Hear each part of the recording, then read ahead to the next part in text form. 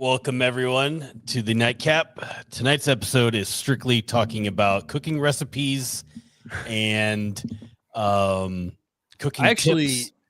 In the last few weeks, I've actually made like a bunch of hot sauce because I had a habanero plant go fucking crazy. Like I think I got probably 4 dozen habaneros off that one plant like the last month and a half. You're on a making. You know how many human beings need 4 dozen habaneros? Apparently, nobody needs 4 dozen habaneros. The sauce is good though. I made 3 different myself. sauces. I got you on the cooking recipes. I chefed up some stuff tonight. Not like anything crazy. Like is this like some like actual cooking recipes, or is this like some like so usually I make like actual shit.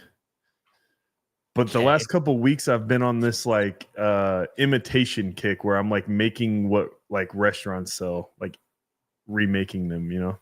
So today I made Chick-fil-A chicken minis and they were hell awesome. yeah. You made chicken nuggets? No. It's you got to get the right chicken nuggets, and then you have to get the Texas Roadhouse mini rolls. They have mini rolls, and then you just put the chicken nugget in the Roadhouse mini roll, and then you melt together butter and honey, and you brush it on top, and it's beautiful. It's exactly the same as Chick-fil-A. You're telling me you were getting rid of like you were cooking some shit. I thought you were talking like I made like that's what I was saying. Like I made a béarnaise sauce and then turned it into that's this. That's what I'm saying is like usually I'm doing stuff like that, or I'm making like a, you know, like my take on like a chimichurri with the steak and like stuff like that. Like usually it's more intricate, but like lately I've been like I made Mexican pizzas and grilled cheese burritos from Taco Bell. I made those. Like I've been like imitating stuff for some reason, but yeah, usually I'm making some more like intricate shit. Now I have recently perfected my Mornay sauce for making homemade mac and cheese. Get a good roux in there. Get smoked Gouda, nice sharp cheddar. Yeah, I wouldn't even call it a chimichurri that I make with a steak because it's like heavy on the jalapeno. It's spicy as shit. But jalapenos aren't spicy though. No, but like fresh jalapeno seeds and everything in there. Yeah, I guess. But they're like. Maybe I'm biased. It's just because I've been eating habaneros for like a month and fucking half. But that would change your perspective on jalapeno. Quick. My palate is blown out. if you get a good one that's fresh and it's like, you know, it's scarred up on the outside, which usually means it's a little hotter, and you leave the seeds in, they get pretty hot. Get a little warm. Levi's fucking just eating jalapenos straight now. Dude, he's like, they don't even fucking bother me. If you ever want to find out what angry air feels like, make hot sauce with habaneros and apple cider vinegar. So your whole kitchen is just boiling vinegar and habaneros. Yeah, dude, when I make pulled pork, I make a finishing sauce for it, and you have to like cook up a little apple cider vinegar with brown sugar and stuff for that sauce, and it smells like ass. So I don't think it smells like ass because I actually like vinegar. Like I could damn near drink vinegar. I love ass vinegar. Guy here. Known ass guy. But like inhaling evaporated vinegar, not great. Oh my god, it's horrible. But I don't know. You have to do that if you're gonna make a good sauce or something like. If it's pork, it's got to be a vinegar based sauce. It has to be. Yeah, and I was actually gonna get into making a bunch of hot sauces. I've got all kinds of peppers in my house. I'm increasing my production next year. I'm still gonna have one habanero plant, but I also grew Cajun bell pepper, regular bell peppers, Cajun bells, pepperoncinis, and habaneros or whatever. And I'm not growing. My buddy grew a bunch of Tabascos that he brought. Yeah, I buy them like, you know, and they're like dehydrated, and then you have to like rehydrate them and then blend them. Oh, you're buying dried peppers. Yeah. If you do, it's just. So I made 3 sauces the last week, all with habaneros for no fucking reason. And the first one was Tabascos. It was Tabascos with a couple chili peppers, and it's basically meant to be like sort of mimic Tabasco sauce, but it's a lot better than that. It's not nearly as like, I don't know, sour. But that was really good. Then I made my buddy brought over a bunch of like cherry syrup that he made. And he made like kind of a cherry.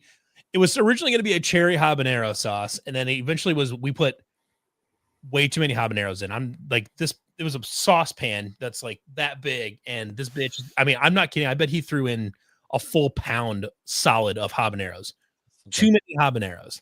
So we had to keep cutting it with apple cider vinegar and actual apple cider. We put in fucking a bunch of different fruit wines. On the back of this came out awesome. The sauce is incredible, but there's no way I could ever recreate it again, because it was a bunch of it was just the cherry sauce and then 6 different, about that much left of peach wine, cranberry wine, apple wine, all of it, whatever. And then I just made one. I made one 2 weeks ago now that actually one of the cops in town, actually, she's got a huge garden or whatever, but she gave me a jar about that big of blueberries, like blueberry preserves. And so I made with that. It's blueberries, some molasses, and cinnamon, and with habaneros for your heat. And it's really nice. It's kind of it tastes like it would go really good on turkey and pork and stuff like that. Like a really good a fall Thanksgiving-y type hot sauce. It's awesome. I'm pretty proud of myself. I like spicy stuff, but the whole colon cancer and gallbladder removal and all that is kind of you probably can't do that. Yeah. I mean, I do it, but it's whoop straight. Yeah, and unfortunately, it's not. And for you, yes, unfortunately for you, it's not like the lactose intolerance thing where eventually it's just a skill issue and you just have to keep eating dairy until it goes away. Yeah, yours is not really issue. You never heard about that? No, it's just funny. There's a study back in the 90s that showed that they basically figured out that lactose intolerance you can eventually get over lactose intolerance by just pounding dairy for 3 weeks. You just spam dairy for 3 weeks. Well, that's how I feel about allergies. I think allergies are fake. They're what are we? You're allergic to air? How about you just go outside and be exposed to some shit? Dylan's out here just eyes swollen shut trying to drive around. He's fucking just power through it. Bro, just go out. You're allergic to air. That's the softest shit I've ever heard in my life. It's the meme where the guy's like, I like the pain. The pain. But that, and even peanut allergies, can't you just eat peanuts and then your body will eventually adapt, right? I mean, microdose. Yeah, you could microdose. Truly, peanut allergies are truly an adapt or die situation. You could microdose peanuts, right? And then eventually your body's gonna adapt to it, or peanut allergies. If you're in the same building as a peanut, you're gonna fucking die. Peanut. I met a guy that was allergic to cheese. I'm like, how the fuck are you allergic to That's cheese? Lactose intolerance. No, he had an allergy. Oh, he's allergic, swelling up and shit, throat closing, and I'm like, what are you? I can't even. To be honest, being lactose intolerant sounds like hell on earth to me. Yeah, it'd be awful. I mean, you're missing milk, cheese, yogurt, ice cream. Dylan makes more sense than RFK. Dylan's out here turning hay fever into a skill issue. I mean, allergies just sound crazy to me. I don't know how The only thing I think I've ever had an allergic reaction to was there was one back in high school. See, no, an allergic reaction is a little bit different. I'm talking about, people are they're allergic to pollen and shit. Fucking allergies are getting me. It's what, have you never been outside in your life? Did you live in a bubble? I wouldn't want to have to admit to people that I'm allergic to tree cum. Yeah, or I'm allergic to. I mean, it's outrageous. Air, bro. Your air, you can't breathe. Oh, I can't breathe. I mean, you get the stuff in the air, but yeah. I don't know if I could focus after that one. You just fucking snuck that in there. I mean, you get you literally just called pollen tree cum. It's not. I mean, I'm not wrong. That's what it is. I mean, what do you think when you're see all the cottonwood trees and all the little fruit going off? What do you think they're doing? They're having a big old sex party out here in the public, and that's what we're doing. Do other mammals get allergies? Probably not. Yeah, well, I mean, dogs have allergies. Yeah, because we've domesticated them and made them soft. Wild animals aren't getting allergies. You know why? Because they go outside. You might be onto something there, because I think my dog, all dogs are descended from wolves. Back far enough, they all come from wolves. Every last one of them, and they used to hunt for deer and elk. Right now, my dog's only hunting instinct is she sits next to the table when we're eating pizza. That is the peak of her hunting instinct. And frankly, I think her wolf ancestors would be quite proud of her, because it's look how far dogs have come, where now they're just hunting pizza off the table. But We have made dogs soft. We have. Cyclone Games is looking for a new whiskey to drink during conference games, and I have a suggestion for you. It's called go to your local gas station. There's a pump that says E85. Grab that, bring that home, because that is what's going to get you through the rest of this football season. And the only tonic. E85 right down the pipe. I mean, I've heard worse ideas. Because we made dog soft, we made the Iowa State Cyclone soft. The Iowa State Cyclones literally shit the bed on Saturday. There's no other way to put it. They should not have lost that game. We shit the bed. We did a lot of stupid shit, and here we are sitting at 5-2. And as of the moment, theoretically out of the Big 12 title race. Yeah, you know what? Cyclone Games is right. I'm gonna get a bottle of Blanton's, I think, from now on. Might as well enjoy the day if I'm gonna. I'm not like a huge whiskey guy, but the Field of Dreams whiskey from up here is actually really good. I don't know if you'd be able to get it down there, but is that blended near the Field of Dreams? I'm hoping. Yeah. Like, is it in town? Yeah. Is it? Yep. It's from around Dyersville. I'm not a huge whiskey guy either, but I mean, watching these games will make anybody one. I'm about to become a gasoline guy here pretty soon. Yeah. E85. Which is really, you know what's really funny is like back in the days when we were going 2-9, 2-10, 3-9. It was just like, yeah, it's just fun. Let's see, we'll go drink some beers. We'll watch. I would say lose by 50 to somebody, and then we're gonna keep vibing. I would say it's 5-2 right now, and we are crashing out. I said it last week. It was a 50-50. It was a and coin I would flip. argue most of It was this a coin spawned flip. from the fact that Matthias has yet to shove himself into that fucking plastic car back there. Dude, Yeah. me even shoving myself into that car is not going to help the situation on the field right now. You can't prove that. I can. Then do it, bitch. Fuck you. I won't get out of it. I know do I it won't. for the Cyclones.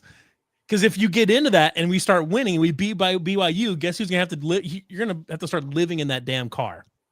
Look, That's why you're scared. It's because you're a coward. You don't want to have to live in a I'm plastic scared that car. I won't get out of it.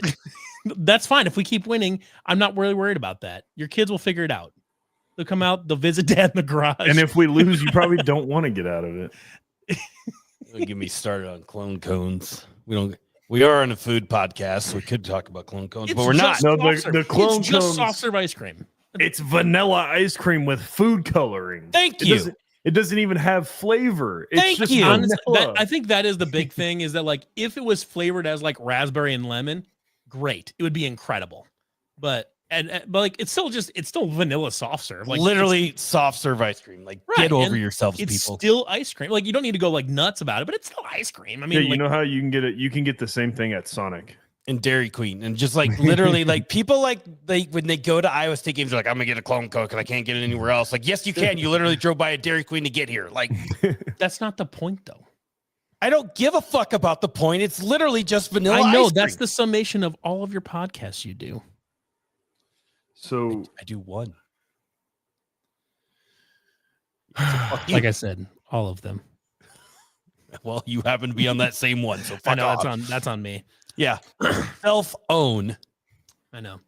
it just feels for me. It feels shitty to like be on the fan side of it and be one of the fans that's like Like you can't do bitching anything about about it. no, and I'm like bitching about stuff when like I understand that it's hard to win football games, and I understand that like going 12-0 is outrageously hard. Like, but man, it's hard not to bitch when you lose to a team like Colorado. And It is funny how that is though, because when you're like a player, you're like these fans don't know what the fuck they're talking about. Fuck them or whatever, and then you get Yeah. on the fan side and you're like, you know what? I kind of get it. Yeah, you get on the fan side and you're just like, what the fuck are we doing? But like when you're on the field, you don't ever have that. Even when you lose a game, you're not like, man, what the fuck are we doing? We got to figure this shit out. It's just like, I don't know. It's a totally different perspective, and it's. I feel like as a player, it'd be like, oh, we just fucked these three things up, and if we fix them, we win, type Yeah. of thing. Whereas, like, you look at it from the fan thing, and just the whole game feels fucking miserable. And All you're like, right. this is disgusting. Here's a fun game. What 3 things could Iowa State have done differently on Saturday to beat Colorado? Catch the fucking ball.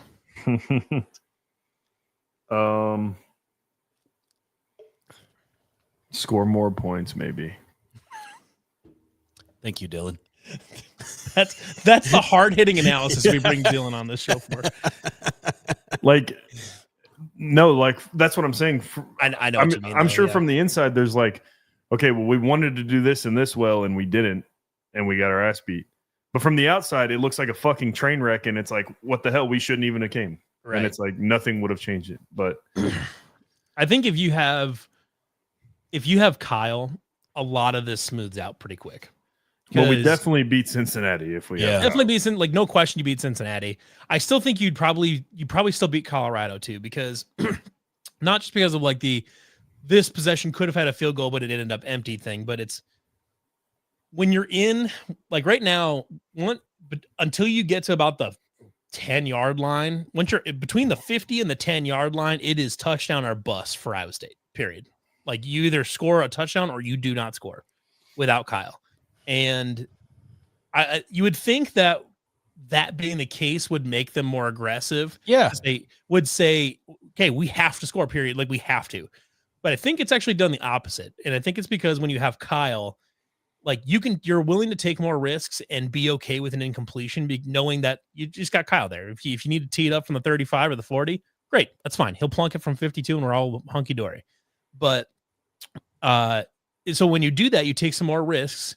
You call some slightly more high risk, high reward plays, and obviously it was converting those, like the pop pass, the one-on-ones to Ben Bramer. But the whole like first half of the Arizona game, like they were being aggressive, and then the second half we saw them take the foot off the pedal, and it's right. Literally has and Campbell even said it himself. He said, after the game on Saturday, he's like, he felt that this might have really started in the second half of the Arizona game. Mm-hmm. And it literally is just carried over from the next week to the next week. They took their foot off the pedal in the second half against Arizona and then never put it back on. And, well, I wish we would have taken our foot off the pedal the second half and taken John Tez out of the game. That would have been cool. But, yes. Then when you don't have Kyle, though, instead of saying, okay, we have to score, so we need to be more aggressive, what they said, what happened is they got scared to accidentally get behind the sticks. Yeah.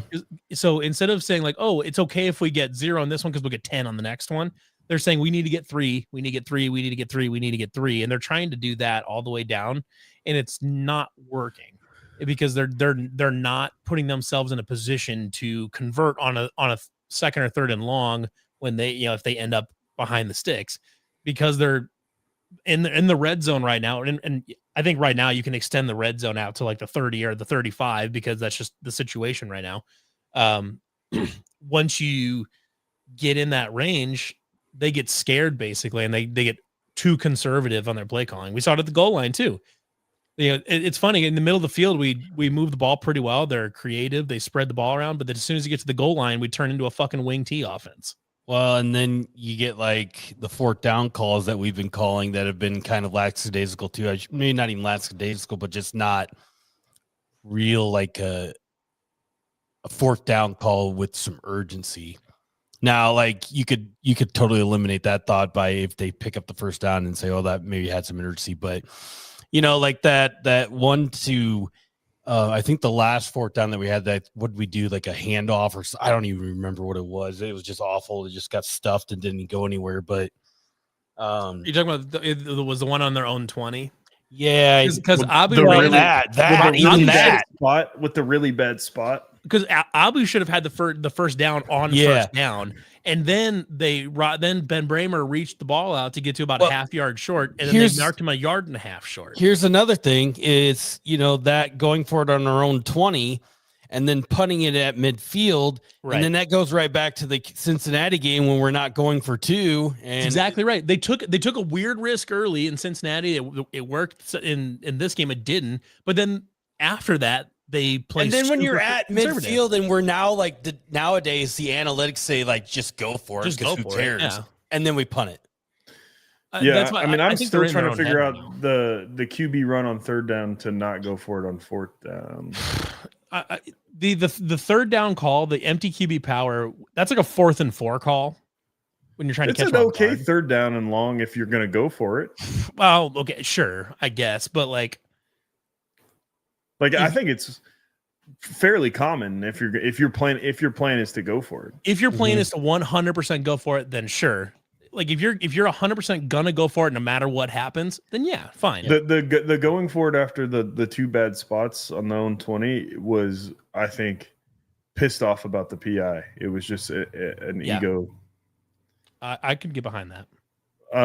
Which I mean, it was pretty outrageous, anyways. But Yeah, it was. whatever. Yeah, I mean it was. See, my only.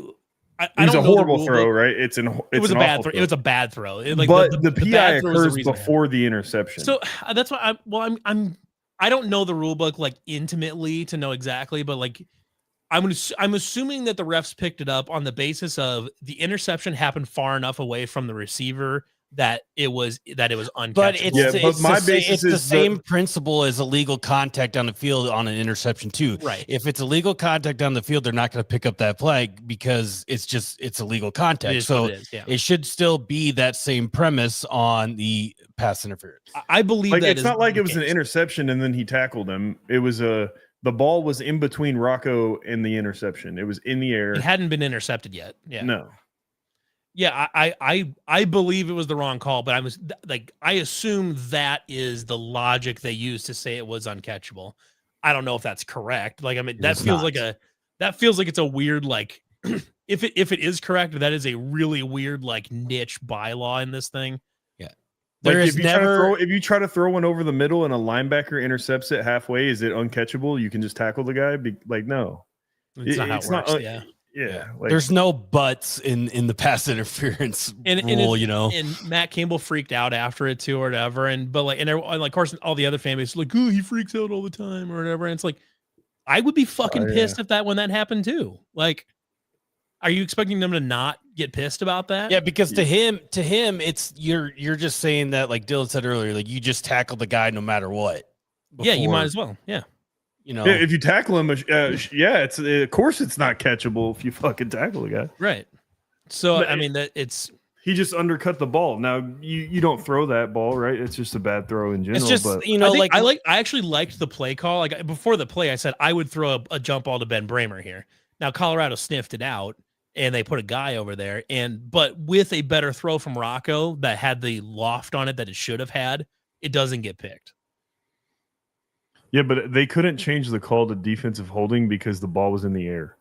So Right. if the ball is in the air, it has to be pass interference. And I don't think you can deem a ball uncatchable because the defense picked it off. I don't think you can either. Like if that happens and Rocco airmails it 30 yards out of the back of the end zone, yeah, that's an uncatchable ball. But like because there's a defender that jumps the route and undercuts it, doesn't necessarily mean that it's Like uncatchable. yeah, it's like what if the ball had if if that defender did not exist there, the ball it was a back shoulder ball that was a little bit out of his reach probably, but like it was close enough. well, the pass interference occurred before it was picked. So you can just and you can't assume that the defender is going to catch. You can't rule it uncatchable after the penalty. Like I don't think that's the case. I think Rocco was going there regardless. Yeah, no, it was, that was 100% drawn up that way. But it like was you a can't- one man. It was just that it was a man on it was man. going there. Yeah, it was a man-to-man thing, and like the defender cut it off. But if that defender wasn't there, or if that was a good ball, it was just Ben Bramer against a 6'1", a 6 foot corner, which Iowa State and most people like that matchup. Ben Bramer's probably going to come down with that most of the time. And I'm gonna say it is pass interference, and it obviously would have changed the course of the game in that moment. But equally as much the opposite way, Iowa State did plenty on their own right to basically just fuck up that game entirely. It's too. the same shit with the Cincinnati game. Like there was like, oh well, this went weird and this went wrong, but it's like, should we really should we be in a position with Cincinnati or Colorado where one penalty or one play changes changes the game? No, fuck no. Like we should be up by 30. Well, and it's like with that third down call, with some of the play calling that was a little weird. It didn't need to be that way. Taylor Mauser called a plenty good enough game to win that game, and there was a bunch of times where Rocco missed a throw, receiver missed a catch, whatever it is. That if Well, like a perfect example is that one. It was later in the game where they had obviously on a wheel route along the right sideline, and he was alone.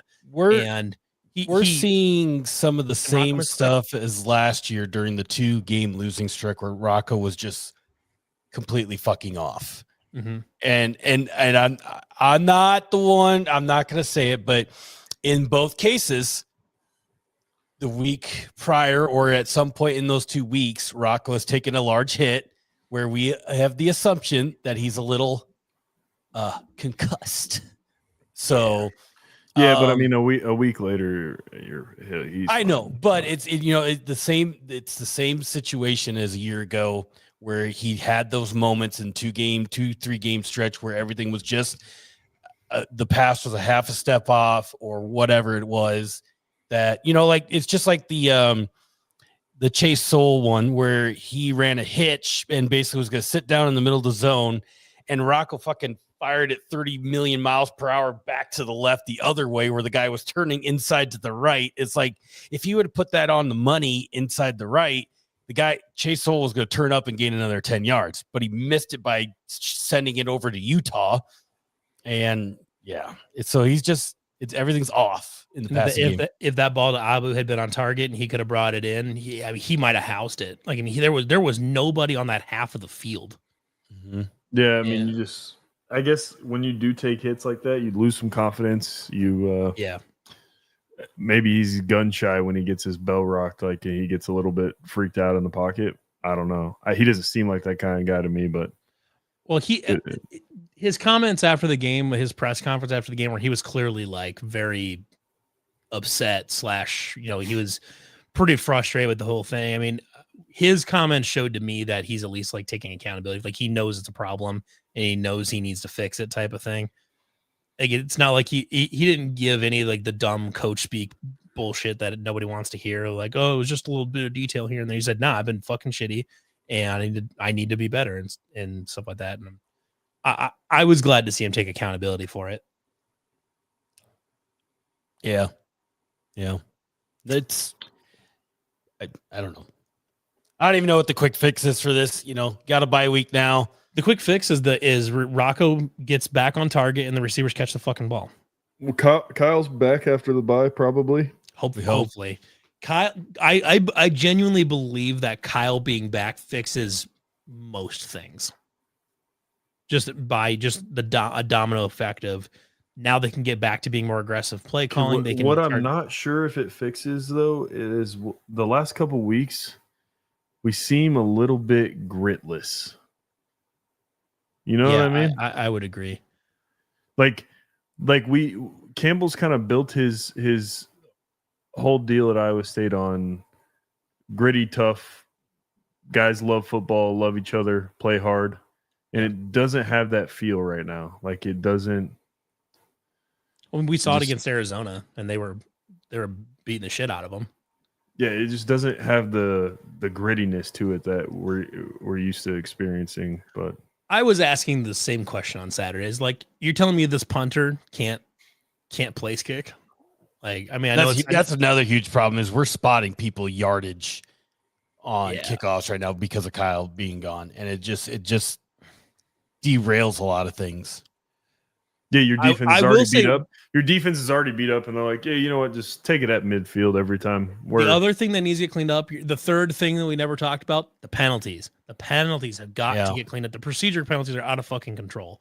The one that specifically pissed me off is at the end of the touchdown that Abu punched in and Tyler Moore blocked a guy, immediately got up and started getting in his face. Listen, I'm all in favor of good, clean trash talk and getting like that was a little bit gritty. I like that. It was. I don't disagree with you, but the problem is that it resulted in a penalty. And when you're already having issues getting kickoffs down the field, taking 15 yards off of that, and then you have a fourth string kicker, which is an offensive lineman, kicking off now he's kicking from the 20 instead of the 35. Also, but I will say shout out to Carson Rhodes though, kind of decent little kick there on the kickoff, but like that's like that type of shit because that just gave Colorado 15 free yards. I mean, We'll that give just them more than that because they set up a good return. But Did Carson Rhodes officially The- get his letter for the year by playing at place kicker? yeah. um, But it's really then you had like James Neal, I think, had a false start. We had there's a number of illegal formations and illegal shifts, like just stupid shit that shouldn't happen. so wasn't one of them an offensive lineman? Not they get on them about like not being close enough to line of scrimmage. Wasn't that one of them? That was in the Bears game on Monday. That was in the Bears game. Yeah. No, we had a couple. There was one specifically. There was one play we tried to run two times in the whole game. It was the exact same play, and both times it was an illegal shift. Something's fucked up with how they tried to implement that or what. Like, I mean, that's a coaching thing, and like that she needs to get fixed. Needs to get fixed. Iowa State still gets penalized less than most teams, but they're The pretty Tyler Moore one damaging. was kind of soft though. It was kind of soft. I don't disagree with you. But it's like one of those things where you just got to be smart. And Like I get when like one time I think Hakeem like ran somebody over at the goal line and then like literally straddled him and stood over him and like dropped the ball in his lap. Like I get that, but like just walking by and like talking some shit. I mean, that's kind of soft. we also don't know what he said, but Yeah, I mean, it couldn't have been that bad. you wouldn't think. But I don't know. Been It's surprised before. it's just one of the things they've got to get that shit cleaned up because there's too many times where they get going and then they eat a false start and now they're behind and the drive's just fucked. Yeah, just like we started at field, when we were pinning Colorado back consistently within their 10-yard line, and we were getting the ball back at midfield, and then we had penalties. Well, then not Dylan Lee, but River Peppers. Oh God, Blowing that out his was terrible for that kid. ACL or doing whatever he did. I don't think anybody's really said yet, but I mean, it looked like an Achilles to me. yeah, and then then that put him back 4 yards. So then they still had a penalty after that, I believe. And then they did it. We got the ball again at midfield after blocking or pinning them down inside their 10 and basically just allowing them to go nowhere. And then we had penalties again. And we were like, I think we were averaging like to start there after that first drive with the going up 3-0, but our third downs were like 39. I have to find the stat again, but I would say it on third down has been horrible the last few games. Let's see if I can find that again. I think maybe CW tweeted. I'll see if I can find it. Well, it's the last 2 games we've had a lot of penalty issues too. Yeah, I mean, it's penalty issues. It's conservative. Like it's play calling that's too conservative. Like they're not really giving their best shot at keeping the ball moving and stuff. Yeah, I mean the Chase Sowell thing where the fan was trying to steal his helmet. I mean that's why they're trying to eliminate storming of fields because shit like that tries to happen. And you see it last year during during the Cal game? Here you go. Last 2 games, Iowa State is 6 of 28 on third down. Yeah, not good. I think it was last year during the Cal game. I think Cal beat somebody and their fans stormed the field, and then like some fan ran up to the Cal sideline and stole a helmet, and then the trainer like suplexed the dude. Yeah, he like full sprint mode, like Usain bolted up to him and then went Brock Lesnar on his ass and suplexed him. Yeah, it was fantastic. I will say though, also, why are they rushing the field against 22? Because That was their their fucking first suck, and they have nothing else to cheer about. That was their first home win over a ranked team in like over a decade, I think. Yeah, but we were like, we were like 22. We were barely ranked. Shouldn't even have been ranked. Yeah. From what I saw, what I've heard in the past, and then what I saw this weekend, though, it seems to me as though Colorado fans are quite clearly the worst in person in the conference. Like, and it's not even close. And in person, you're saying? In person. On Twitter, it's a real tight race between Utah and UCF, but in person, apparently it is Colorado because I saw so many like accounts of just really awful things. Like CW tweeted one, and Okini in our chat mentioned it a few times. We saw it from other people on Twitter. Then you have the thing on the field there, and there was some other accounts where like the Colorado students were yelling "fuck the Hawkeyes" because they thought we were Iowa or something like that, and which is an incredible level of not knowing ball. but yeah, I don't know. I'm kind of glad I didn't. Well, no, I'm definitely glad I didn't go to Boulder. And from what I've heard, I Well, wasn't making any plans to go there.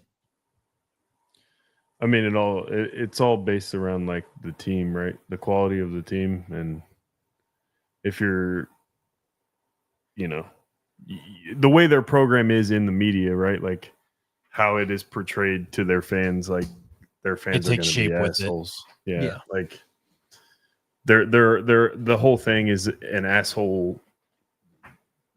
Vibe, orchestra. mentality. So it's. Yeah, it is. They get fed a lot of. They get fed a lot of their own shit. They drink a lot of their own Kool-Aid.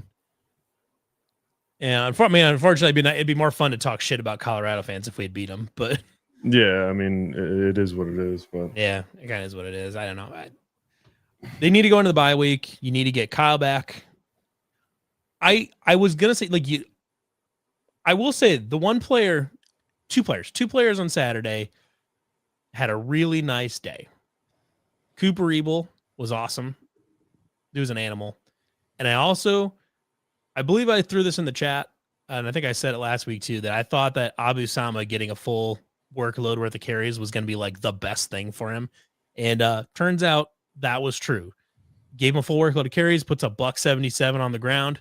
He looked good doing it. He didn't take any major negative runs. They got him outside. He made guys miss. Almost busted off a couple. He got a couple longer ones and almost took a couple of them to the house.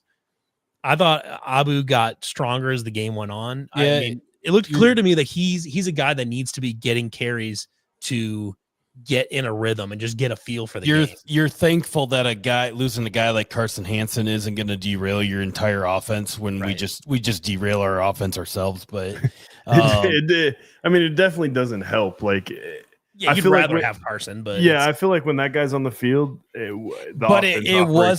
wasn't the reason why, I guess, is what I'm getting at. No, it's not the sole reason, but when Hansen's on the field, the offense just seems to have a little bit more shit to it, I guess. Like, grittiness. Are they gonna do a halfback pass? I don't know. Is this guy gonna run down my throat? Is he gonna hit the edge? Like, it's a lot more. The nice thing is you have two backs. You have two backs that can do a full workload and have a good game. But it seems very clear to me that Sama's ceiling is quite a bit higher. Like Hansen, you can pretty dependably get 5-6 yards of carry out of him. If you give him 20 carries, he'll get you 90 yards. But Sama, if you give him 20 carries, he might give you 50, but he also might give you $180. So yeah, there is something to be said for like when both of those guys are just constantly fresh the whole game, running into a worn down defense. Like, yeah. That's what we saw against Kansas State. I do wonder though, like just based on what we've seen out of Sama, if it's not better to just like if he's at his best, I think when he can get lots and lots of carries and get in the feel for the game, it seems to me that's when he's at his best. I think you have a good point that like keeping them fresh is good. I mean, it is. But I wonder if you're limiting how good either of them can be because you're not letting them really get into a good rhythm in the game. Yeah. Because it seems like more than a lot of, but maybe besides the quarterback, the running back is like the next position that like benefits the most from just being in the game and getting a feel for how things are going and the speed of things. Yeah. I mean, we also have like running back's not our problem. No, it's absolutely not. No. And it's like, I mean, the last two games. I hate to say this, but like any guy that's athletic is, if your O-line and tight ends do their job, any guy that is somewhat athletic can play running back. Like, I know that there's like elite and not elite, but as long as you're doing your job up front, it doesn't take a whole lot of shit about you to run the ball through the hole. Like, it's not really like vision, sure, balance, all that stuff is like a big deal, but it's just not the problem. And no, it's not at all. I don't even think really like, I mean, obviously the drops that we had against Colorado or loom large, but collectively, over the course of the last 2 games, I wouldn't even say like any position group is a huge problem. I mean, Rocco's been I mean, and this is where I'm leaning towards is like, but if I had to pick one right now, and you hate to be the guy that says it, but I think everybody's kind of leaning that way, but Rocco would be there's a the difference one between I saying point that, to. Yeah, I mean, he's not a problem. Right. That's to say, there's a difference between saying that Rocco's had a couple rough games versus him saying like he needs to get benched. Like nobody is saying that. Yeah, no, Yeah. it's like the heck he's not a problem, but it's a problem. It is a problem. Yeah. You're living and dying by Rocco right now. And unfortunately, right now you're dying by Rocco. But eventually we will go back to living by Rocco. Just you hope that is BYU is when that starts again. Yeah. Yeah, and I mean that's just part of being the quarterback. It's the same as the head coach. It's like the head coach actually isn't doing that much in terms of like X's and O's and whatnot. But like when you lose the game, it's on the head coach. Oh, but then the last 2 games, we've had a couple wonky situations, like the 2-point conversions with the punts and and going for it. Like those, I mean, those are decisions that Campbell makes. And he kind of runs a by committee on a lot of those. But he's asking everybody what. Then the committee has been bad the last 2 games. Yeah, so I was just gonna say we talked about Rocco taking ownership of stuff in the post-game press conference, and your words are only good as your actions, but at least you're getting there. But the coaching staff has had a lot of blunders the past 2 weeks, a lot of issues with some certain things, whether it's decision making, play calling, and just generally just overall capacity, I guess, of the coaching staff. So a lot of people are in my Twitter mentions saying like they're over the Taylor Mauser experience. I'm like, you can't be over the Taylor Mauser. Like, yeah, has he done some like goofy shit? Yes, but like he's also done some goofy shit. Yeah, it's not like it's like a fireable offense, right? Like people in their head, like these coaches, and this goes for any team, like they've seen these guys work, they've seen the guys practice, they've seen what works, and they know in their head, like if they execute this the way they expect these players to do, it's going to work. So that's why they're calling this shit. And yeah, at the end of the day, when we sit there on Twitter or us as fans are like, that was a dumb call. And yeah, it turned out to be a dumb call. And I'm guilty of it. I say it too, but I'm also not like sitting here saying like Taylor Mauser needs to be fired. Like he's close to that. He's the best offensive coordinator that we've had under Campbell. And it's like, we're not that far away from fucking Tom Manning and me getting yelled at for asking him to be tried for his war crimes. So, it's like, I've from everything I've ever heard from any ever former players that Tom Manning is a cool dude. Everyone likes him, but like, he didn't get it done as the offensive coordinator. Yeah, like the Hansen play last year against Utah, like on the 4th down, the crazy like play. Okay, if they don't execute that play, everybody's like, this guy. The tight end pass, the Ben Bramer pass. They handed the ball off to a tight end like it's a fucking run play, and then they passed it. I would rather, if it doesn't work, it's like, oh my god, this guy's an idiot. But then you're like, oh well, he's awesome because it worked. Like that's how it works, right? Like. Yeah, he's got the defense. Like, okay, what are the tendencies of the defense? This part of the field, this down and distance, and he's got his plays for that situation. And if they execute the plays, they work. And if they don't, which lack of execution has been one of our problems. I feel like lack of execution has been a huge problem. I mean, like just look at last game. Like look at the first 2 plays of the game. The because both of them were throws to Brad Askelson. The first one was catchable, but it was very clearly a bad throw by Rocco. It was behind Askelson. He could have caught it probably, but it was a tough catch. You don't really blame Askelson for that one. The second throw was a slant to Askelson, and the ball was a laser beam right to his fucking face mask, exactly where it's supposed to be. And Brett Askelson just eats it off the face mask and drops it.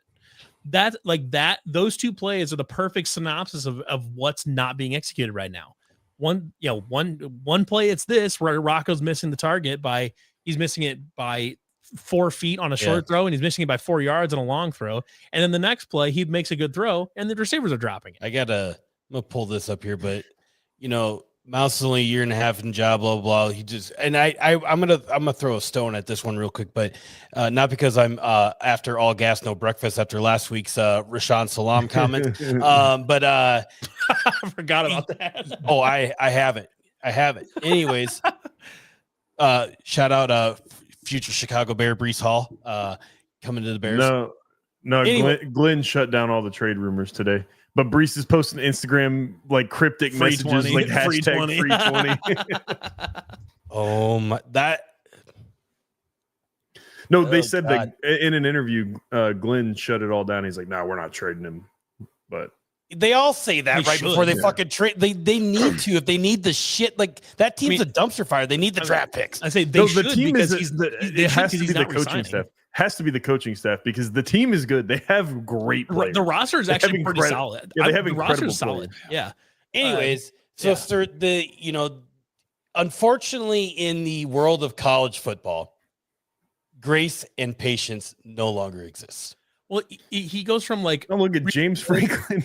why is it like why see why ya, can't buddy. there's no in 50 between million? between, I he's don't care. awesome or we need to fire him. Like why So- can't you be like, oh, he had a bad game? But with that said, there's no grace and patience in college football anymore. But at the same time, like, yes, he deserves some grace, but he's not going to get fired. No, he So should. I mean, he's been Patrick awesome. Mahomes has bad games. Or are they like, oh, we got to fucking We cut got to this guy. trade him. Like We got to cut. Yeah, we got to get like to me the people that resort to asking for firings when it's like not remotely justified just they drive me up the fucking wall. when Well- you have a dumpster fire as a coach, when you have a dumpster fire of a season as a whole, that is when you are fireable. Like I would say just 5-2. Like one game for anyone is not fireable, in my opinion. And the I thing think- is, and I noticed this in our Discord chat during the games, like everybody like on every play like flies off the handle, whether it's good or bad. And then but from what I see is from Taylor Mauser as an offensive coordinator, and this is what really good offensive coordinators do. And I think is Taylor Mauser a really, really, really good offensive coordinator? Like he's probably working towards that. I think he's on his way. Yeah. Yeah, and he I would say he's good. But like he does a lot of things that to the naked eye as a fan that doesn't make sense. Like he's setting up stuff for here, there, everywhere, and that's what good offensive coordinators do. But the average fan is watching that and say that was a dumb play call. Like don't fucking do that again. Well, maybe he had Rocco throw that screen pass out to the side, but that's also maybe setting something up back the other fucking way on the field. Whatever it Yeah, is. it's always It's the like game that. within the game There's that a people just don't understand. But the fans are just good play, good, bad play, bad. they don't like. There's no. There's no deeper thought to.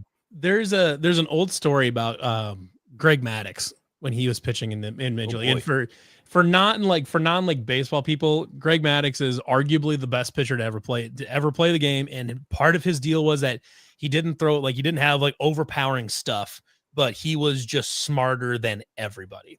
And there's a story going about that. I want to say it was in July or June. He was pitching against the Astros, and Jeff Bagwell is up. Jeff Bagwell is one of the best right-handed like power hitting catcher, first baseman of like kind of the late 90s, early 2000s. He was awesome, Hall of Fame player. And I think it was in June. He had his pitch sequence going, and he intentionally threw a certain pitch that he knew Bagwell would be sitting on, and gave up a home run in June. And then he got back to the dugout. And this would have been when he was with the Braves, I believe. So he got back to the dugout, and I want to say it was like Chipper or somebody asked him about it or whatever. And he said, keep an eye on that. We'll see him again. He's like, oh, you gave him the Hills. Yeah, we'll see him again in October. You get fast forward to the playoffs. They get to October. It's the Braves and the Astros in the playoffs. And Jeff Bagwell's up to the plate. He runs that first initial pitch sequence. Same pitch sequence as he had in June. And he's thinking, Jeff Bagwell sitting on this next pitch. I'm gonna send it. Greg Maddux throws his nasty curve outside, gets Bagwell fanning in October. He used a pitch in June to set up one in October when it actually mattered. That is the type of shit that offensive coordinators and defensive coordinators do all the time. that they're running a play. They're like Iowa State ran plays against South Dakota and Arkansas State to set it up and get it on film. So that way, when Arizona State comes to town in November, they know they're going to bite on it and they're going to throw a counter to that and hopefully score on it. They do that shit all the time. That's what they do this entire bye week. They're not watching BYU on the bye week. They're watching Iowa State on the bye week, and they're self scouting Iowa State all week. And then they're okay. Well, if I wanted to, here's our self scout, and if I wanted to beat us, what would I do based on our tendencies thus far? And then you formulate the next game plan from there. But I mean, coaching is not our problem. I think if we played Colorado this week, we'd probably kick their ass. I mean, I think if we played Colorado last Sunday, we would probably kick their ass. You played the next day. Yeah. Yeah. Wait, worth noting that like Caden Slater also like played like the game of his life. He played the way that they always have expected him to play, basically. But yes, no breakfast. Oh my god, that's so funny. Show yourself. Funny. Put your name on that, bitch. Mein Freund. Oh shit. Yeah. So I mean, no, coaching's not the problem. Running backs aren't the problem. All this stuff isn't the corners aren't even really the problem. Like, just not executing, man. I still don't believe that Iowa State currently has any like major long-term problems. It's like they show outside up on of some injuries, like sure. I mean, like the injuries suck, but they're not. I don't think they're preventing them from winning games. I think they just make it a little bit more difficult. You know, this is still a good football team, and if they come on against BYU and they execute well and they limit the penalties and all that, they're gonna beat BYU. I think the injuries are keeping us from pressuring the quarterback a little bit. Yeah, just by kind of, you know. There's got to be in Haycock's head. There's got to be like some kind of like self-consciousness that like he may realize or he may not, that like I've got to protect these guys a little bit. And you know what you do when you bring pressure on our defense is you put those guys on fucking islands, and I don't know if he's comfortable with that at this point or not, but I don't know. Like 20, sure, you don't want to give up 24 to Colorado, but like our offense should be outscoring 24 against Colorado. Yes. Yeah. 100%.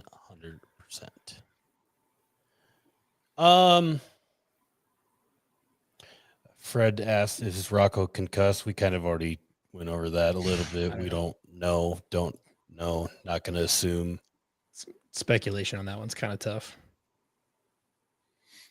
100%. Yeah, I mean, that's going to be the ride out is going to be on Rocco's shoulders. It's going to be, we're going to win because of Rocco, we're going to lose because of Rocco. And I mean, it kind of sucks for the kid, but if he plays and shows up and plays like he can, then you know, build the statue. But I mean, when Rocco's on, I'm willing to go on I'm willing to defend the hill that when Rocco is on and at his best, he's the best quarterback we've ever had. No, we are not the only school with a 488-pound kicker. Penn State has always had a 488-pound kicker. Penn State always has fat-ass kickers. Good segue here. I don't want to take too much time into this because I think we're going to do this a little bit shorter than we normally do because we're just kind of like all bummed out about losing. I do want to say that we're going to claim the thick off for future games. I, for one, and I'm just going to self-proclaim this because we knew how close it was the last time for a major blue blood program shooting after Matt Campbell. But I, for one, that's why he lost the last 2 weeks on purpose. Yeah, at this current time, no matter what, even if they had won the last 2 weeks, I am not worried about Matt Campbell going to Penn State. I think Penn State has to take too big of a swing to, like, I think Campbell would be like fifth on the list. Well, think the Matt Campbell situation would be a good enough swing for Penn State, and I think people would be happy with it. But I just don't know. I think you'd have Well, a tough time Signetti's their selling it. first call. Signetti's their first call, and you know what he's No. saying? Their first call, the first It'd be Matt call Rule. is to Nick Saban. You Oh, call yeah. him. You call him to see if he'd get back in the game. Yeah, but they're calling Signetti, and you know what he's saying? Well, now all these guys are decommitting from Penn State, and I'm I'm going going to steal them for Indiana. Yeah. yeah. Right now, like, why would Sig leave Indiana? And then they're going to call Matt Rule, and they're going to back the Brinks truck. Matt up Rule's to- going to go. I think so. I know the guy. He's a fucking scumbag. He's a piece of shit. Yeah. And he's is his alma mater. He it's played lined up. linebacker for Paterno. Like It's lined up. There wasn't a guy that yeah, our coaching Dan staff- Lanning. You probably called Dan Lanning, and he definitely doesn't take it because Oregon's the No. best job in college football. Like, Manny Yeah, I mean Diaz they is got another name. they got the money to swing big. They got everything they want to swing big. You know, if You're calling basically everybody except Kirby Smart. And I don't think Dabo Swinney. Like Manny Diaz was a DC for the while. But Penn State really likes Manny Diaz, and he's doing a good job at Duke. Yo, Urban Meyer. That would I don't be know. pure comedy. It'd be hilarious, but It would be I feel like he's so just, funny. He's done. Yeah, he's done. There's no way. I can't believe the guy even has a TV show with how much of a train wreck that dude is. But Yeah, it's kind of funny how NFL or college, any job that's open, it's like, oh, Nick Saban and John Gruden are going to be going for that one. It's like, I think I don't I mean that one in particular. If there's any job that may come open soon that would be enough to potentially get one of those guys to take it, it's probably Penn State. You know, but Gruden to me. Gruden would take any job. I don't think see- anyone's offering. I him. don't see the upside of Gruden He as a would take college any of them. coach. No, I think he would Gruden take Gruden anyone. has to be in the NFL. It's kind of like that Bill Belichick Yeah, stuff. Like I don't- It's not going to mesh now. Gruden as a college coach doesn't make any sense to me. Tennessee Titans, baby. Like Gruden Gruden would be an awesome NFL coach. Gruden Again, still has a lot of NFL litigation and shit going on. Like, I don't think he'll ever get back in the NFL as a coach, but like he needs to be in the NFL because like his mind is just wired weird to like just dream up crazy offensive shit that like it would work. But then I can you even imagine like that guy recruiting? I mean, like he No. would like honestly he could theoretically be like the greatest recruiter ever born, but I think the way he works is very like 1985 NFL, and that's how his brain works. So like, yeah, he's a leader. He's like a leader of men type of guy that has a crazy Yeah. offensive mind. Like it's not like Yeah. convincing an 18-year-old to come play for Yeah, I Spider don't 2 think he's like YX a- Banana. You know, I don't think he's the guy like Matt Campbell that wants to turn wants to turn high school kids into young men and stuff like that. Like I don't think No, he's a that true kind of guy at like all. X's and O's guy. He's an And X's and O guy. heck, Yeah. coaches in college football don't do a whole lot of that most of the Right. time. Right. Yeah. So Gruden is a weird thing, but I think if you're Penn State, you have to ask. You have to bark up the Saban tree to see if he'd come out of it. But if not, you call in Signetti. You're not going to get him. You go to Matt Rule. He was in Fayetteville the day after Arkansas fired their coach. Who was? Saban was. But it was Saban in Arkansas would rip. But yeah, it would. But it was allegedly the university is using him as a panel of mentors to help them pick the next coach. Allegedly. I think they Some should hire shit. Alex Golesh. I think that would be amazing. No, it is a great year to be Alex Golesh. Holy shit. that dude's man. gonna make some money. He's gonna take your pick. Take your pick, Al. What do you got? You want Florida? You want Penn State? You want Arkansas? What do you want? I think Yeah, I mean, this is a pretty heavy, big name list on the for opening so far. You know, obviously with Penn State at the top right now, but Yeah. like there could be more. You know, Penn what State if, is the only one that like I think fits Matt Campbell and Yeah. UCLA. I mean, that's kind of a big one, I guess. it Like, can Is be it if though? they actually get the right. You know, if they start winning, it can be, but they're not right now. UCLA no. doesn't give a shit about football. They don't invest in it. Yeah. They They have like, to win first before they start caring. Yeah, and unfortunately, so you got to find somebody that's willing to go in there and create a winning program out of nothing, out of a program that doesn't care. They just need to get on with it and hire Jerry Neuheisel because that guy wants to be the Bruins head coach and he does bleeds UCLA Bruin. Like, just give it to him. Just give it to him. Yeah, he and obviously something's working. I mean, obviously he's just the offensive coordinator right now, but like it's working. Who gives a shit? Like, the head coach is just the offensive coordinator, anyways. Is like the new thing. Just let him do it. I don't think Penn State goes after Golesh just because I think they have to get a head coach. They can't get an up and coming guy. Like they have to hire. It has to be a name. Yeah. I think Golesh would be. James Franklin, Arkansas.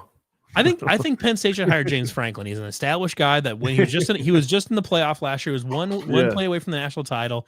He wins everywhere he goes. Took Oregon to overtime. I mean, he wins everywhere he goes. I think James Franklin would be a great fit for Penn State. It's going to be James Franklin's not a bad football coach. Do you know how funny? Listen, he just can't win the big game. If Penn State takes James Franklin, or if Penn State takes Matt Campbell, we should take James Franklin.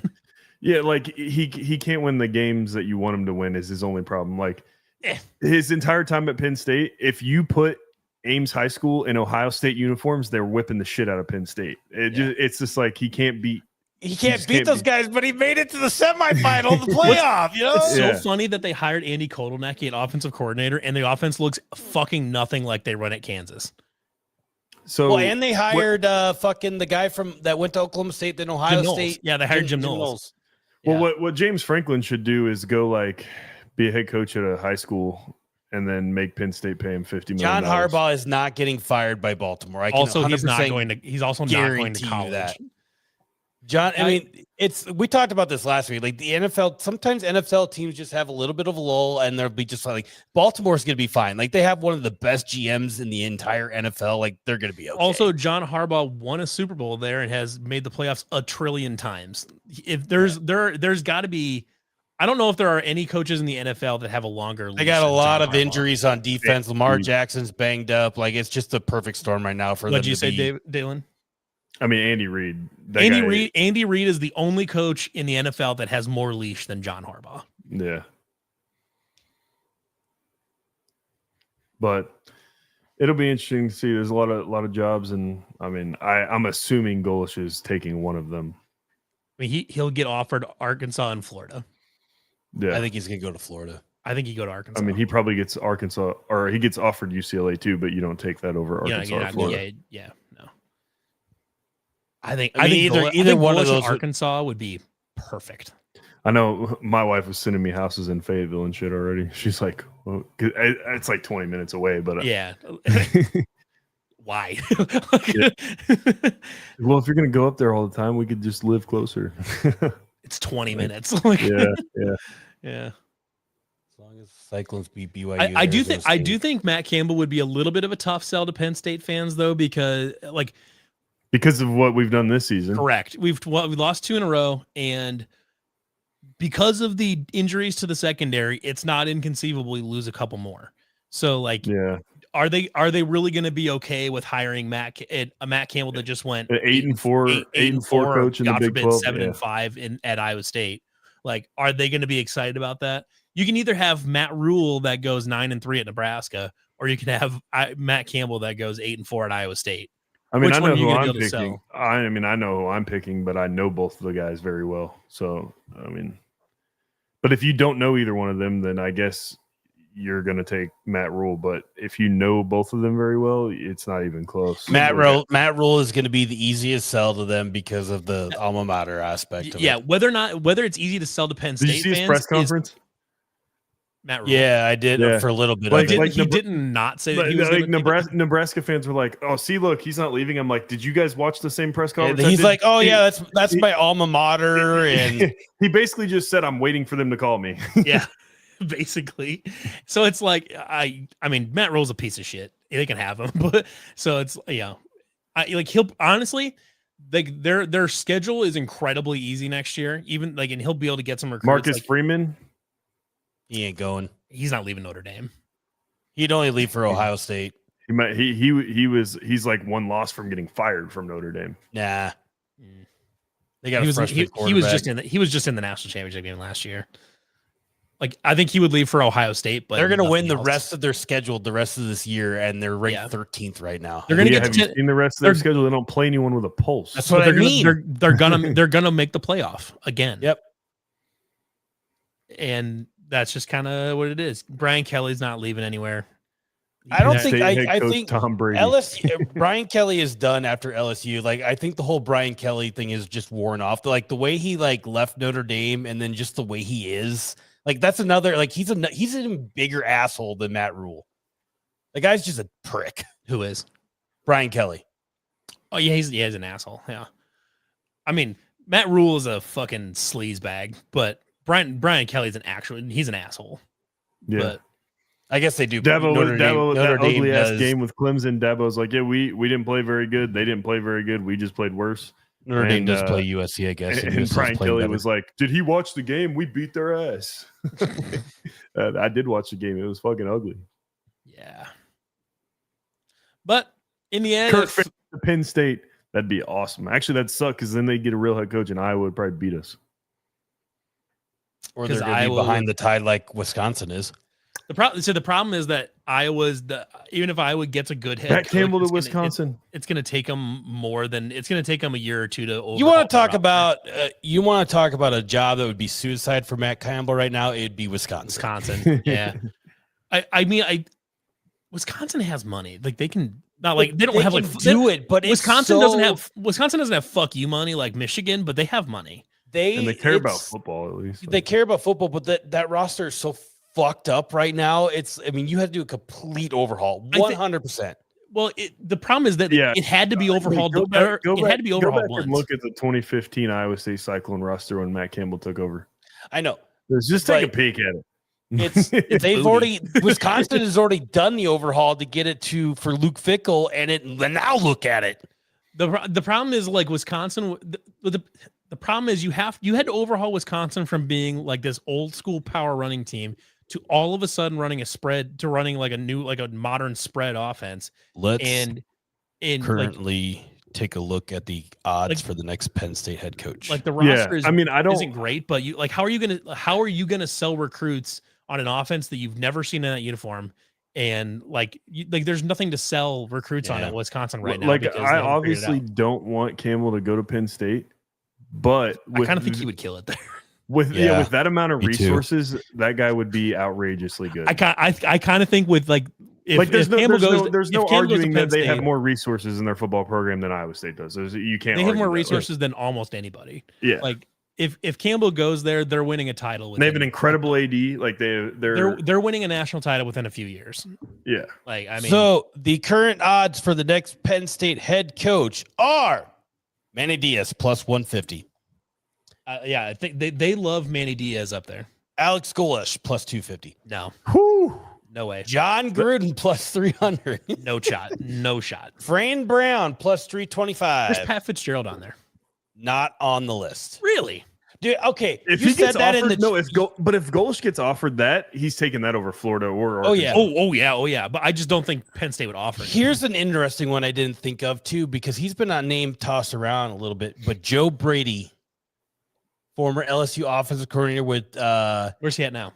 well, he was with the Bills. I thought he got shit canned, but That was the 2019 team, right? correct. He was he was Joe Burrow's OC. Yeah, he's Bills. Oh, he is with the Bills. Okay, I thought he got that was the other guy that got shit canned from the Bills. I'm thinking of, but yeah.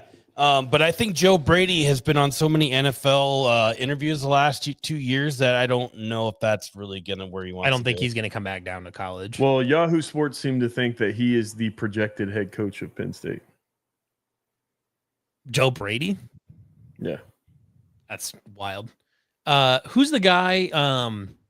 I think is he Ole Miss's OC right now? Is that Fran Brown? Um. Who the fuck is Fran Brown? Oh, never mind. No. Ole Miss's OC is Charlie Weiss Jr. Oh, Fran Brown is no, the who am I Syracuse thinking? head coach. Who am I thinking of? The one that was he at He was Oklahoma a for a little GA bit? at Penn State. I didn't know that. Who? Joe Brady. Mm. Ah. Who's that? Why is Fran Brown so high up this list? Did he play at Penn State? No, he played at Western Carolina. He's never even coached at Penn State. Who? Fran Brown, the head coach for Syracuse. Are people excited about Fran Brown? He's on this list. Joe Brady being an OC or being He's a plus GA at 325. Penn State, I didn't know that. So, and I'm going to keep going down the list. Kurt Signetti is plus 400. Matt Campbell's plus 450. Matt Rule is plus 555. Joe Brady plus 600. Lance Leipold plus 700. Dan Mullen. See, but that's big. Dan Mullen. Oh no, that's based off of people that they think they would actually offer the job to, right? Like they think they're Probably. more likely to offer it to Matt Campbell than Matt Rule, That but seems crazy to me. Matt Rule is more likely to take it than Matt Campbell. And then just to round out the list after the Dan Mullen sneaking there, UNLV head coach 6-0 right now. Eli Hugh Freeze front sideline game. No, that's Eli Drinkowitz, That's Josh the guy from Heupel. Arkansas, right? Eli UNLV Drinkwitz guy. is a fun name. I think there's never been a more Missouri head coach and than Odom, Eli right? Drinkwitz. But This is the one that's hilarious to me because it will never happen. But he's got such large odds compared to everybody else. But Kenny Dillingham plus 1250. I think some of the shine's kind of going away with them being like okay this year. But no, I think he's just so. I think he's still, so like locked into Arizona State. You know, just because he's from there. And I think because I think if someone were to get Sarkisian away from Texas, I think Petrino. they would go after Dillingham because I think Dillingham went to Texas or was a coach there. No, Arkansas is going to hire Bobby Petrino, and then they're going to continue to BS.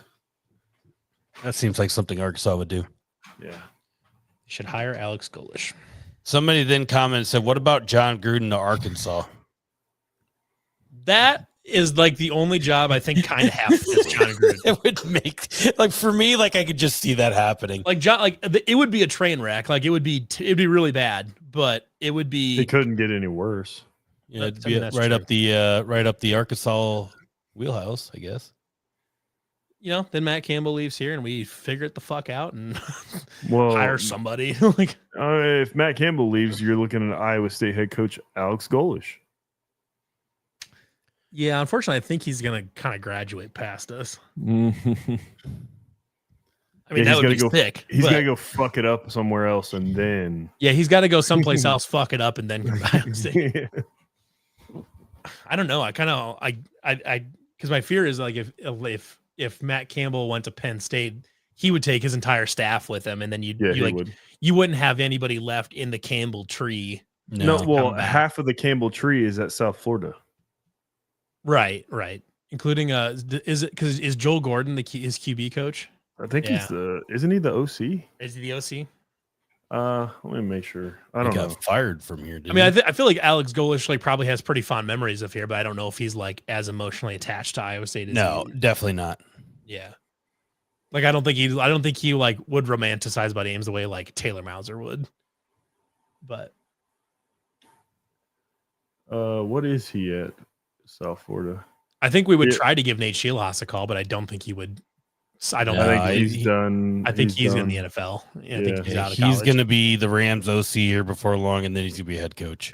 Jason Candle probably gets a call because he was our OC for about. I tell you what, good on Nate Sheilhaus. So like the coaching trees you want to fall into is the Shanahan one And McVay. He went, Yeah. well, that's what Yeah, he's that's- offensive coordinator and quarterback coach at South McVay Florida. is a Shanahan disciple too.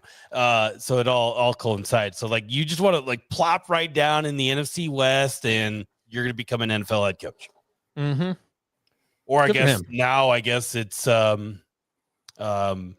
fucking Dan Campbell with the Lions, but Yeah. the Jets head coach is probably gonna get fired. So Yeah. I don't know if there's like anybody really. It would be a fascinating coaching search because I don't think you would have anybody in the Campbell tree available to you. For Iowa State. Yeah. Because they either follow most of them would follow Campbell to Penn State. yeah, you would have to dig into the Campbell tree that's not currently here. Right. You would and the problem is But none of those guys have like super they're not like super loyal to Iowa State, or else they would still be in the Campbell tree. You know what I mean? Right. Right. Like I don't think, like I said, I don't think Golish is romantic enough about Iowa State to choose Iowa State And I over don't Arkansas or like. Florida. Yeah, and like, Campbell believes like they're not giving Mauser the head job. Like he's He's way too young. He's 12 years old, and they're like, he's going with him anyways. Mouse is Mouse going just to be stick with Campbell. Yeah. So it's kind of like, I don't know. It would be a fascinating coach. I mean, there are some good young coaches around that like Iowa State could try to get, but Yeah, I mean, we literally are in a better position to replace Matt Campbell than we have ever been in years past. Like, yeah, but I don't think we're going to have to replace Matt Campbell. Yeah, and that's I why don't. Yeah, yeah, this we're is not- all hypothetical shit. Like, I don't think Right. this is actually Yeah. going to be a thing we have to worry about. But I just keep seeing people like say it. I'm like, I'm not even fucking sweating it. Because I remember that year. But that's was when the it year they- happened. we That's can when it all happens, agree. because we've had the years where it's like, oh shit, like maybe like Oh. he might be gone. You, But now that we don't expect it, will be the time it's like, Levi remembers Yeah. this, but this was before you got into the Slack. But this is the year they're going to USC. I was down rabbit holes. Like, Yeah. I was pretty much like at that last minute, like he's out of here, and I was fucking teetering. I was like, I need to go fucking see a shrink, like to get over this, like. And then he like that's stayed. what I'm like, saying. "Ooh." That's what I'm saying. If because he got offered that job, Right? and Yeah, he did. He just turned it down. If and everyone saw what was included in that job offer, and if you turn down that, you can't ever leave. Like there's no, I feel like there's nothing. Like if you're turning that down, I don't know what you leave for. The problem is Like, USC is like not that good of a job anymore. I mean, it's not, but like if you're trying to be fucking like Plus, like Southern California is like wealthy. is like the anti Campbell in terms of just like lifestyle and things like that. Like there, you only have cameras and attention and a huge city with terrible schools, and now you have the exact opposite up in Ames. You have I was in a dark place that 48 hours. yeah. I was down bad. Well, the problem is like we weren't far enough along back then to like if he left, we were probably fucked. Like we were gonna slide, we were gonna backslide. And Lincoln Riley just decided to ruin his whole career. But Shout out Lincoln Riley. Yeah. Shout out him. Yeah. I mean, guy could have went to the moon, but he decided, greed got in the way, and he wanted money. It's so funny that he took USC. Like Oklahoma's a better job than USC. Like Oh yeah. it's kind of like it's why it would always shock me that he would go to USC. It's like what at this point, what is the lure? It of was the USC? job offer. The job offer was outrageous. I'm sure, but it's like aside from money, do what I is need the to lure of remind you? USC? Do I need to remind you? Because he makes like what 11 million. $110 million contract with a $80 to $90 million buyout. Hell yeah. Woo! Where's the other stuff? There's a lot more shit in there than that. It's so old, I don't know if I can find it, but it was like outrageous, like Yeah. unlimited. There was all kinds of shit in there, but just $110 million with an $80 million buyout's enough. 24/7 use of private plane for him and his entire family. The school bought his 2 houses in Norman, Oklahoma for $500,000 over the asking price. Jesus. That alone right there is just That's crazy. I'm sure. I guess if they're willing to pay that much for a bunch of 8 and 4 seasons in the Pac-12, but yeah. Anyways, we're at an hour and 20 minutes. We've been talking about fucking nothing. Yeah, head coaches, but Yeah. whatever. For